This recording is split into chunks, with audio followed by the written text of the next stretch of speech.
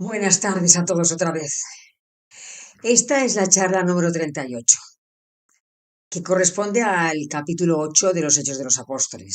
Sabéis que los Hechos de los Apóstoles está en el Nuevo Testamento y es el quinto libro del Nuevo Testamento. Bueno, pues vamos a leer hoy el capítulo 8 y voy a leer únicamente 3 versículos.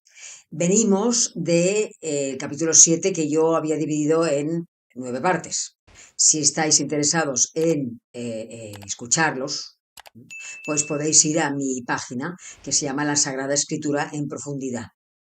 Y allí pincháis en vídeos y encontraréis los 37 o 38 vídeos que hay. Porque claro, he explicado siete capítulos ya de los hechos. Y ahora estamos en el octavo.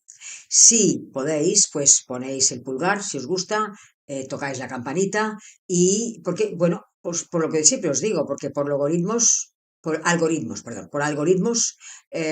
funciona y se extiende más estas charlas que explico, ¿no?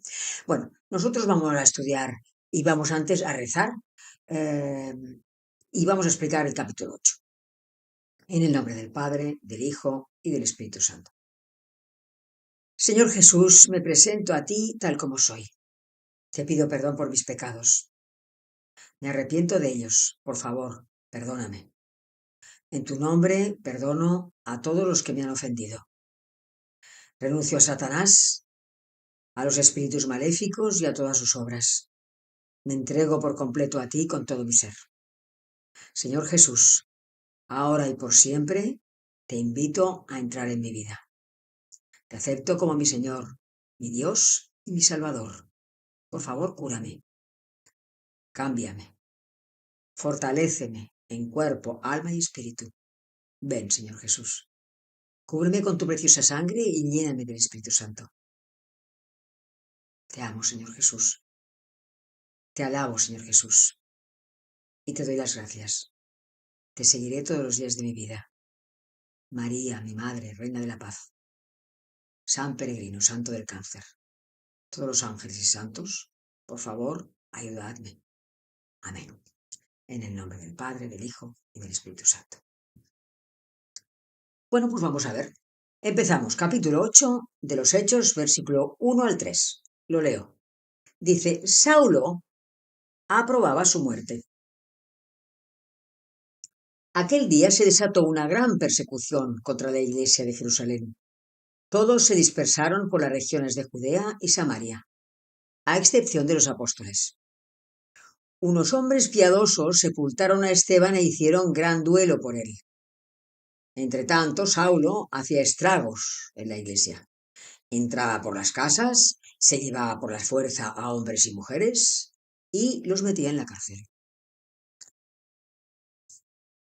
Lo que está explicando es que a raíz de la muerte de Esteban se desató una persecución enorme en la iglesia de Jerusalén, que es como decir contra toda la totalidad del cristianismo de la época. Porque es que los apóstoles y los discípulos no habían salido de Jerusalén, estaban siempre explicando la doctrina de Jesucristo, pero en Jerusalén. En fin, algo habían salido, pero muy poco.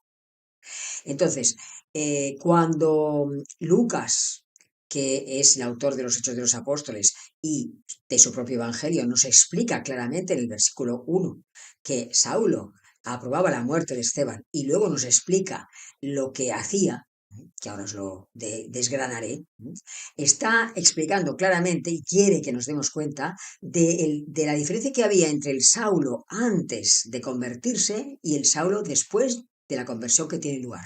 Porque claro, vio a Jesucristo. Y le pregunta esto, Saulo, Saulo, ¿por qué me persigues? Y él dice, ¿quién eres, Señor? Y él dice, yo soy Jesús, a quien tú persigues. Es decir, a cada cristiano que perseguía, ese cristiano era Jesucristo. Pero bueno, ya llegaremos a eso, ¿no? El, el, es que lo que hacía Pablo era brutal, francamente. O sea, era no solamente, o sea, no solamente, bueno, cuando muere Esteban, ya os lo dije en la última charla, que toda la gente la gente que lo la pida, deja la ropa a sus pies. Y él está viendo cómo lo lapidan y no lo impide, todo lo contrario, ¿no? Y luego arresta, encarcela gente. Luego cuando, digamos, cuando ellos los llevaba a los tribunales de las sinagogas, intentaba obligarles a renunciar a su fe. Hay momentos, que ya lo explicaré más tarde, en los que él pide cartas credenciales al Sanedrín para ir a perseguir a judíos que se han escapado de Jerusalén a Damasco, que está a 100 kilómetros de allí. O sea, Damasco, Siria, capital Damasco, ¿no? Jerusalén estaba a 100 kilómetros de Damasco. Entonces había gente que se había escapado a Damasco. Pues él pide estas cartas credenciales que le van a dar poder como cuando aún llegue a Damasco, buscar a todos los cristianos que encuentre en Damasco y devolverlos a Jerusalén para que allí sean juzgados y condenados. Tal rabia tiene contra el cristianismo. Y esto que había sido educado, su maestro había sido Gamaliel. Gamaliel, recordáis que está en el capítulo, os lo expliqué, estaba en el capítulo 5 de los Hechos de los Apóstoles. Hay un momento dado, recordad que está preso Pedro y los demás discípulos y porque hablan todo el rato de Jesucristo, aunque han recibido órdenes del Sanedrín de no hablar sobre Jesucristo, y en un momento dado, como verdaderamente es que no saben qué hacer para pararlo, se levanta el fariseo Gamaliel y fijaos lo que dice, capítulo 5, versículo 38, dice, desentendeos de estos hombres y dejadlos, se refería a Pedro y los demás, ¿no? Porque si este plan o esta obra es de los hombres, fracasará. Pero si es de Dios, no conseguiréis destruirlos. No sea que os encontréis luchando contra Dios. Y aceptaron su parecer. Es decir, Israel acepta su parecer porque es un hombre muy honrado. Era un hombre muy honrado, muy culto, muy ponderado, muy moderado, muy prudente. Entonces, ellos estaban bastante alejados de cómo era el Gamaliel, este maestro, ¿no? Entonces, bueno, lo que ocurrió aquí fue que los dejaron libres, o sea, los azotan primero, los dejan libres y les recomiendan que no vuelvan a hablar de Jesucristo. Bueno, pues esto os lo explicaba otra vez para que recordarais que Gamaliel había sido el que instruyó a Pablo, pero era mucho más prudente y muchísimo más tranquilo y muchísimo más ponderado que el alumno, que Pablo, ¿no? A ver, aquí hay que entender un poco también la mentalidad de Pablo, para que veáis las dos cosas, ¿no? A ver, Pablo, que era un judío que de pro, entendiendo que todo lo que era cristiano hacía daño al judaísmo, ¿no? A él le decían, y él había oído, a ver, que Jesucristo, que Jesús era el Mesías. Y claro, esto él lo encontraba fuera de lugar completamente. ¿Por qué? Porque él sabía perfectamente a pie de la letra uno de los versículos del Deuteronomio, que es el versículo 21, capítulo 21, versículo 23, que dice lo que ahora os voy a leer. Dice, si un hombre es condenado a muerte por su pecado y muere colgado de un madero, su cadáver no quedará colgado del madero durante la noche, sino que lo enterrarás el mismo día, pues el que cuelga de un madero está maldito por Dios. Claro, eh, esto para él era, o sea, si está en el Deuteronomio, es decir, estaba en la Torá, en la ley escrita, Génesis, Éxodo, Levítico, Números y Deuteronomio, el Pentateuco, la Torá, la ley escrita, esto él no se lo podía saltar. Entonces, él decía que era una contradicción absoluta, que no entendía, o sea, que cómo iba a ser Jesucristo el Mesías, si, cómo iba a permitir Dios a Jesucristo, a Jesús, que fuese el Mesías, si por otro lado también había permitido que muriese clavado de un madero.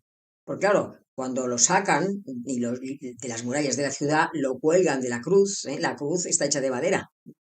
Este versículo era, digamos, estaba se aplicaba para, digamos, para personas colgadas de un árbol, es decir, para ahorcados, pero también se aplicaba a cualquier situación en la que alguien fuese colgado y estuviese con vida todavía. Entonces, por eso pensaba que esto no podía ser, que recordad que además lo cumplió una rajatabla, porque, a ver, cuando Jesucristo muere a las 3 de la tarde y se apresuran allá se apresuran a enterrarlo porque está llegando ya el sábado. O sea, el sábado para ellos empezaba en la víspera, a las 6 o a las 7 de la tarde.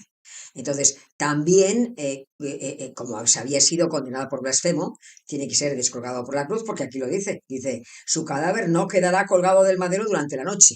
O sea que se apresuraron en los dos sentidos, por las dos cosas.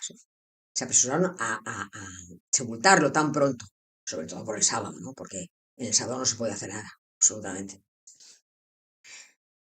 El hecho de que se empezase a perseguir a la iglesia en ese momento trajo beneficio, contrariamente a lo que se podía pensar, fue providencial.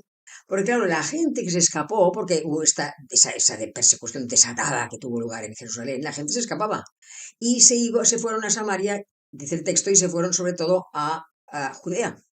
Entonces, claro, la gente se llegaba a los pueblos y la otra gente que vivía en los pueblos decía, pero ¿de dónde venís? ¿Qué ha pasado? Pues es que venimos de la persecución que ha tenido lugar en Jerusalén debido a que hay seguidores de Jesucristo eh, que, que iban predicando su nombre y la gente se ha vuelto contra la gente que lo seguía. Claro, había muchos de ellos que habían oído hablar de Jesucristo hacía un año o dos o tres, todavía lo tenían muy fresco. Y otros no habían oído hablar. Pero claro, sabían, o sea, lo que a lo mejor no sabían tanto es que una vez muerto Jesucristo, la cosa había continuado, porque solamente estaban predicando en Jerusalén y en un pueblo alejado de, por ejemplo, Palestina, digamos, de Galilea, a lo mejor no se habían enterado de que todavía quedaba gente que seguía predicando lo que Jesucristo había predicado. Pero claro, esto hace que se extienda el Evangelio. ¿Qué es lo que, claro, es lo que había dicho el Señor en el capítulo 1 de los Hechos de los Apóstoles, capítulo 1, versículo 8, dice el Señor, dice, vosotros recibiréis una fuerza cuando el Espíritu Santo venga sobre vosotros. Y de este modo seréis mis testigos en Jerusalén, que ya habían sido, en toda Judea y Samaria y hasta los confines de la tierra. Capítulo 1, versículo 8 de los Hechos. También hay que tener en cuenta que el Señor cuando predicaba, digamos que lo entendía y lo explicaba que tenía que haber una gradación en la predicación. Es decir, tenemos el Evangelio de Mateo, capítulo 10, vamos al capítulo 10 de Mateo, versículo 1 al 6, que te explica, dice, llamando a los 12 discípulos, les dio poder sobre los espíritus inmundos para expulsarlos y para curar toda enfermedad y toda dolencia. Y les dijo, no toméis camino de gentiles, es decir, no vayáis a tierra de paganos, ni entréis en ciudad de samaritanos. Esto merece explicación. O sea, no toméis camino de gentiles, o sea, no vayáis a evangelizar a paganos, ni entréis en tierra de samaritanos. Más bien dirigíos a las ovejas perdidas de la casa de Israel. Es decir, a la gente que vivía en Judea y en Galilea. Pero claro, esto lo tengo que explicar, lo explicaré el próximo día, qué pasaba en Samaria para que el Señor no aconsejase que se fuese allí a evangelizar, todavía. En un momento dado también los hechos explican que, dice, unos hombres piadosos sepultaron a Esteban. Estos hombres piadosos no necesariamente tenían que ser, los cristianos estaban escapando todos, por lo tanto, los hombres piadosos que sepultan a Esteban, lo más probable es que fuesen compañeros de él, o sea, simpatizantes de él, aunque fuesen judíos, digamos, de una tendencia más moderada, a lo mejor simpatizantes ya preparados, a lo mejor, pues a lo mejor el día de mañana para convertirse en cristianos, pero de momento probablemente eran judíos. puesto que lo entierran y no se escapan, quiero decir, pues que se piensa, o sea, se piensa que debido a que en un momento dado hay gente que quiere ir en contra de Esteban y no pueden, porque era muy erudito, sabía mucho y hablaba muy bien, se piensa que tal vez venía de Alejandría, en aquella zona se era muy culto. Entonces probablemente eran amigos de él, también que helenistas, a lo mejor que emigraron con él hacia, no se sabe esto, son hipótesis, ¿eh? Y en total hay que saber que eran amigos de él y que lo enterraron. Entonces, sí que me gustará hablaros un momento antes de una cosa. Y es que, a ver, el Señor, vamos a ver, hay una cosa importante que es los preliminares para explicar el próximo día qué es lo que pasaba en Samaria. Porque el Señor dijo esto que no se podía, que no se fuese todavía a Samaria a predicar, ¿no? Claro, a ver, a mí también me pasaba al principio, o sea que yo sabía que el Señor, pues bueno, había vivido en aquella parte del mundo, en Israel, y que había predicado y que las provincias eran Judea, Samaria y Galilea. Bueno, pues por allí predicó. Entonces, es muy normal que la gente no piense si por dónde más se fue. Y de hecho, lo que ocurre es que el Señor predicó muy poco en distintos sitios, sobre todo predicó en Judea y en Galilea, porque a Samaria prácticamente no entró. O sea, fijaos que tenéis el episodio de la Samaritana, en el cual el Señor está en Judea y piensa que tiene que irse a Galilea, pero es como en medio está Samaria, tenía que cruzarla. Hay un momento dado que ahora os explicaré que no le dejan, pero aquí en este momento, pues él cruza por Samaria, se va a entra en un pueblo que se llama Sicar, o a las afueras, está a las afueras de Sicar, de ese pueblo, mientras los discípulos se van a buscar comida a ese pueblo, él está en el pozo de Jacob, y es cuando llega la samaritana y le dice, dame de beber, ¿no? Pero esto es lo de Samaria, en el capítulo de Juan, del Evangelio de Juan, capítulo Juan 4, versículos 39 al 42. Y luego, si queréis, vamos a Lucas, esto para saber lo de Samaria, a Lucas 9, capítulo 9, versículo 51-52, que dice,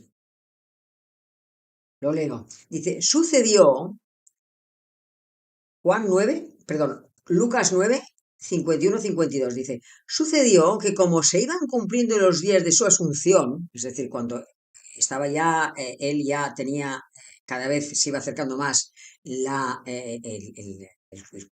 pasión, muerte y resurrección, dice, él se afirmó en su voluntad de ir a Jerusalén. Entonces envió pues mensajeros delante de sí que fueron y entraron en un pueblo de samaritanos para prepararle posada. Pero no le recibieron porque tenía intención de ir a Jerusalén. ¿Esto qué quiere decir? O sea, en Samaria no le reciben porque tienen intención, el Señor tenía intención de ir a Jerusalén. También lo explicaré. Dice, al verlo, sus discípulos, Santiago y Juan, dijeron, Señor, ¿quieres que digamos que baje fuego del cielo y los consuma? Pero él, volviéndose, les reprendió y se fueron a otro pueblo. Esto es lo que habla de Samaria en el Evangelio.